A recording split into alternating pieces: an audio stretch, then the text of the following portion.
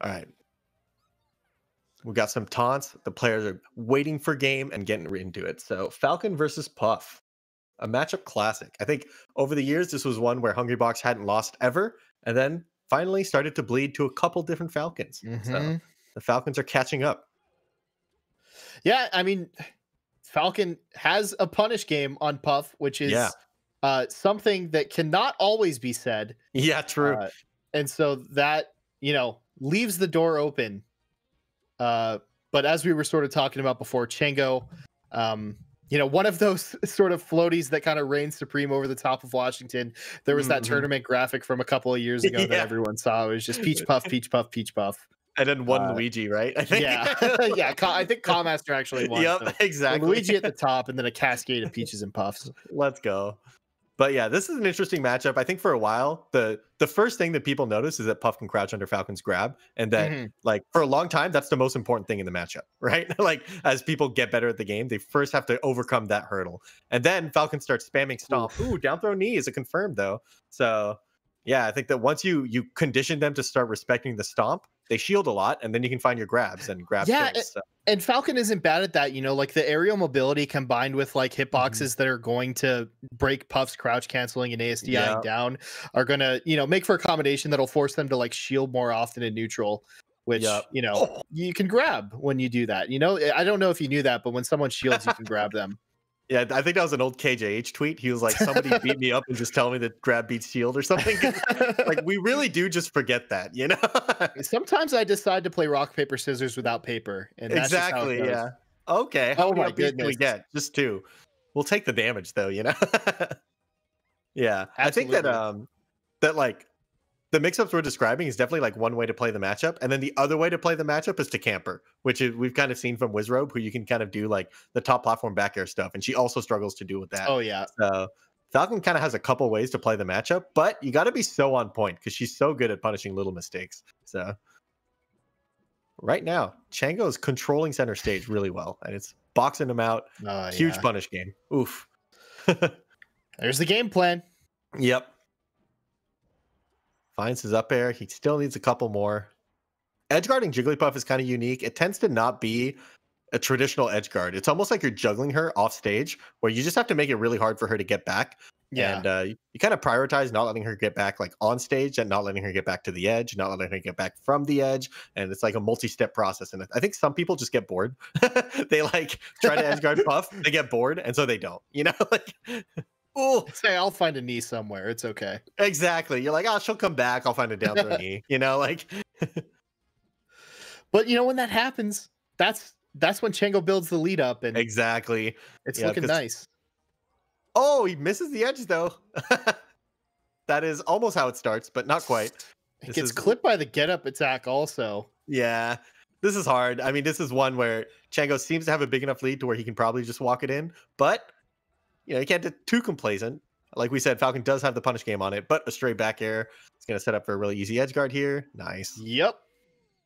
And Chango takes game 1. So I don't know if these are best of 5s. Might say on the overlay somewhere. But yeah, losers 8th. Who knows? But definitely best of 3 up to this point. But yep. We're on. It's a 2-day tournament, baby. Yeah. Championship Thursday. 2-day tournaments are like more and more common. Like I'm like part of the TMT series, which happens like ladder format on Monday and a bracket on Tuesday. And now we have like bigger tournaments like this can do 2-day tournaments. And before that was a thing that could only happen at like big nationals because you need people to like be in a hotel for that, But now we can just be like. Yeah, I was gonna say that the 2-day weekday tournament is kind of a novel idea here. Yep. Venue-less tournaments exactly are just built different. All right, so we go to Pokemon Stadium, which gives him more space to kind of avoid it, because like he definitely had trouble with Chango in center stage, and on this stage when Chango has center stage, he's not controlling the corner as well most of the time. You have more space to work with. So yeah, takes away that top platform, but that's as you mentioned, not really what Polo has been going for here. But he does find a down throw knee, so. Oh, reliable. Oh, Yeah, he's definitely pretty good at finding these grabs. He's like forcing the Puff to shield and then Mhm. capitalizing immediately. So Puff kind of wants to play grounded. Ooh, finds a forward air, finds a back air. Yeah, just reached a little bit with the stomp and still here though. Yep, yep. And that's a huge deal. When you just barely survive something and get like Yeah. 30 more damage, like Especially against oh, Jigglypuff, right? It's going to rack up so much quicker, yep, you know, and build to a percentage where you can get a KO. But, you know, same thing for Chango, though. Survives the knee. yep, yep. Yeah, I think because I think I like to think of kind of stocks where you have like the low percents you got to get past and then the high percents you got to get past. Because at low percents, you've got to figure out how to deal with crouch canceling, right? Mm-hmm. And you have to do that 4 different times to win a game. Because every stock they have the 0 to 40% crouch cancel range. And so if you can, wow, find the Rodney, okay, just calls it out. yeah. So yeah, but any time that you can delay how long before you even have to start using your crouch cancel percents, that's so nice. Right, absolutely. Oh, crouches under a couple jabs. Up air, tech chase. Ooh, doesn't go for the tech chase rest, but he finds the up air. Oh my god. Opts not to go for the rest and almost gets the kill anyways, but now maybe he's starting to regret it. Maybe he's wishing he'd gone for the rest. Chango is absolutely a juggler from what I've seen. He got like 7 up airs in a row against Yingling last night. We have a Puff CPU 0 who will like almost always go for tech chase rest, and so Chango was just doing aerials, and we were like, "That's not Patrick. Right, Patrick would have hit that." Oh, a tomahawk grab!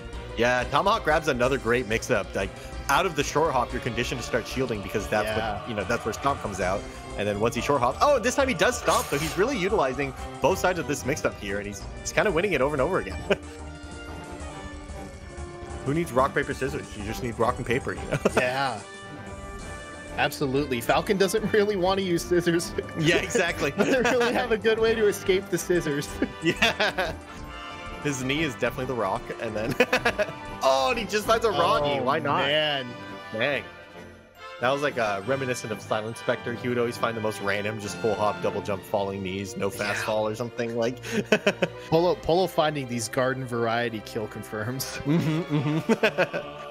So definitely got quite a few down throw knees and then got quite a few raw knees. So yeah, he's definitely showing that he's fast. He's got enough matchup knowledge to play the right mix-ups and stuff.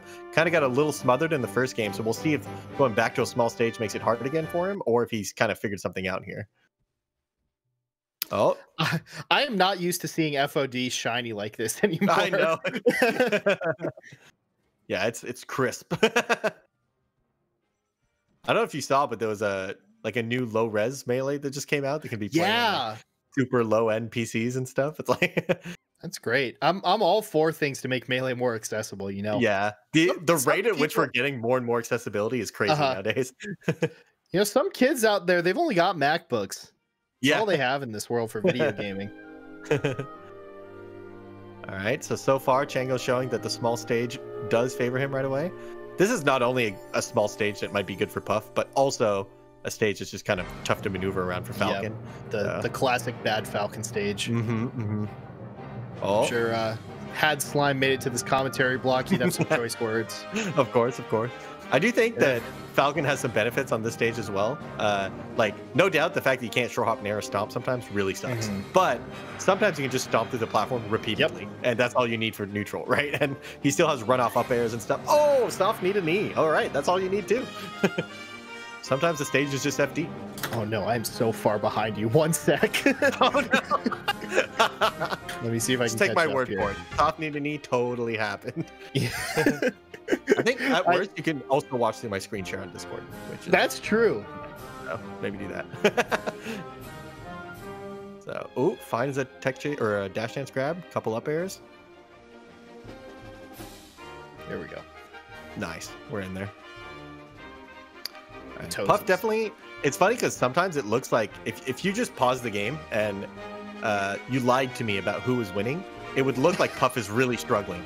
Right. But then when you look at the fact that Puff is up a clean stock, you realize that it's actually Falcon who's really struggling to find a way in. Right. Because it's like Puff is in the corner just throwing out back air. It's like, oh, look how scared she is. And then actually, no, he's just commandingly in the lead right now. Oh, the drift back gets there. Yep. Yeah. Oh, it's so tough to approach the corner when the side platforms aren't set up for Falcon. And these, you know, these raw knees that worked so well the last game are not looking quite as good when Polo is down a stock. But yeah, and when there's just a platform above him all the way in the corner, right above him. Like it's like some of the ways he was finding the raw knees are just not possible now. Yeah, so. a lot of factors not working in Polo's favor here. Yep. Oh, and again, Chango. A lot of grabs. Puff's another one who gets a lot of a grab, so they kind of both can mess each other up for getting grabs. Oh, another crouch. Yeah, didn't go for the rest, but... Yeah, Chango has had so many tantalizing opportunities. Exactly. 0 rests in this set. This is not Patrick, you know? It really isn't. Ooh, but just like that, he ties it back up to 1 stock, which is scary. A little less scary as a Puff, I think. Sometimes as a Spacey, you get down to your last stock and you're like, I'm about to die at 0, aren't I? Yeah. But as a Puff, sometimes you're like... The Falcon air wobble to rest is back on the table. True. For as much as we say that about Jigglypuff. Oh, got 2 up airs. Is that how it starts? Ooh. Adding these little weights before you kind of explode forward as Falcon can be so jarring. But nope, a stray aerial from Puff is going to close it out. Yeah, just kind of got stuck in the movement. We'll soon find out if they're done with the set or if they're continuing. Very interested to know this information. Yep. We're very well-informed commentators who know exactly how to bring you guys the up-to-date information. I definitely wasn't informed that I was commentating 5 minutes before the block or anything like that. So you're in good hands. Exactly, yeah. Great hands. All right, best of 5 it is. As we knew, of course. Ooh, so interestingly, Polo chooses to go back to a small stage. So I kind of thought that like getting smothered was the problem, but maybe he felt that the small platforms were the problem. He might have been looking at the platforms and not the blast zone size. yeah. Or the stage size. Right. He might be right here. He does seem to be faring a bit better. Controlling center stage seems a little easier on this stage when there's no randomness to it. So. All right. Puff kind of artfully dancing around Falcon's shield. Yeah. We'll see if Chango starts to pick up on any of these options that Polo is using for escaping the corner. Right, yep. Yeah, because that's it. Like, Puff kind of hits your shield over and over again, but what she really wants to do is catch you out of shield. Like, she wants to get a read on how it is your escape. Are you full hopping out? Are you wave dashing out? And if she knows, she can just place a move there, so. Oh, trades with the up air. Wow. Puff's falling there just beats up air somehow. Just perfectly timed. Couple forward airs to knock him off stage, and Puff takes the first stock. This is where he starts milking the lead, forces Falcon to approach into the corner when he has the lead, and just strategically release down. But he does find a stray back air, so that killed early. So that's the kind of thing in action. Yeah. Oh, the third stomp. I love it. I thought that he would switch to start going to up air for some of the air wobble, but the stomp had a really high chance of leading to more, right? So, oh my god, the stomp needed knee. Needed knee again. Openings per kill, 2. I didn't see the first one, but I'm really glad I got to see that one. Yeah, nice. Oh. Yeah, it definitely seems to be that, stomp to grab. Polo's kind of figured out how to find like these little weights before approaching from really far away. And it's giving him like unpredictable attack timings from a range where Chango's not able to like threaten him back. So I really like kind of how he's kind of adapted. Before he seemed like he was really struggling to approach into the corner. Now he's just figured out how to do it. And just four into the kill? Oh man. My word. That was an air wobble without the rest. He just air wobbled him until he died. It's like when you end the wobble with forward tilt and it still kills. Yeah. It's like drop the grab release forward tilt. Oh. Yeah, that suddenly looks like he's the one getting boxed out with Puff having to figure out how to get out of the corner. Yeah, without the lead, that situation looks a whole lot different. Oh, finds a tomahawk grab. Puff can still nickel and dime her way back in here. It's kind of figuring out a way to, if he doesn't get hit for a while, you know, suddenly it's like, wait a second, how did I lose my lead so fast? Right. Oh, a couple up airs pushes him off.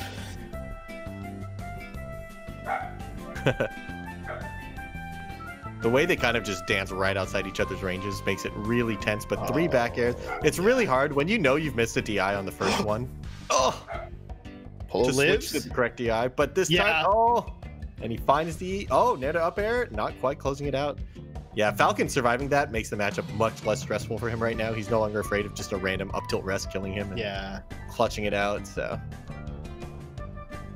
Scar jump up air for the fans. Doesn't quite send the right way, but we'll take it. Yep. Oh, and he finds the back air. I was just about to say he's starting to get into straight back air kill range now, so just picks it up. Like unlock more and more options as the percents get higher. Like your character, it's like you've unlocked, like in Metroid or something, you're like, you've unlocked straight back air, you know? So pretty good. So now we're going to game 5, and I imagine we're going to see a bigger stage than that, but who knows? Yeah, one would think with FOD off the board, probably going to be Dreamland. Yep. So I imagine that Falcon's going to like neutral on this stage, but he's going to dislike that Puff lives for 40% more. Right, yeah. I mean, yeah, there were a lot of, at least 3 pretty early KOs in that last game that Polo will absolutely not benefit from in this game. But, Oh no. Jump knee, so tight. Oh, that's a shame. But yeah, this is going to be reminiscent of, like, if he wins this one, it's going to have to be in the fashion that he did so on Pokemon Stadium. Right. So far, he's kind of shown this, like, movement-based style and then the kind of smother-based style on Yoshi. So we'll kind of see which one he able to capitalize on this time. Don't get too antsy. Don't just run into the corner here, It's so tough. Puff loves watching you just get bored. I always joke because I think it was Plup who tweeted he lost a Hungry Box at a tournament one time. He's like, I just got bored. And I was like, I mean, sometimes you just get bored. You're playing on stage in front of thousands of people and you just get bored, And we've seen Chango do this before, Yep. So he is very content to back air and fade away in the corner. Yep. I think it was him who beat Chudat at one of the Genesises by timing him out. And so, he has that in his blood somewhere, He's just willing to go out there. And, man, that time he just waited for his opportunity, finds a triple back air. Polo, a couple times now, has not found the correct DI on this, like, wall of pain. Throwback to 2006 terminology. Ooh, finds the crouch jab. That jab looked disrespectful. Disrespectful to Hungry Box. Yeah, disrespectful to me. Oh, man. Oh, even that pound doesn't get punished. Everything's going Chango's way right Missing now. every grab. Yep. Sometimes you miss everything by just a couple frames and you get 4-stocked, Yeah. And you're like, you gotta believe me, it was almost not a 4-stock. As they say, sometimes he don't miss, but sometimes he do. Yeah, I wonder, sometimes, I think certain Puff matchups, this is showcased more, but I like to think a lot of times that every Puff matchup is 70-30 in favor of whoever has the lead. True.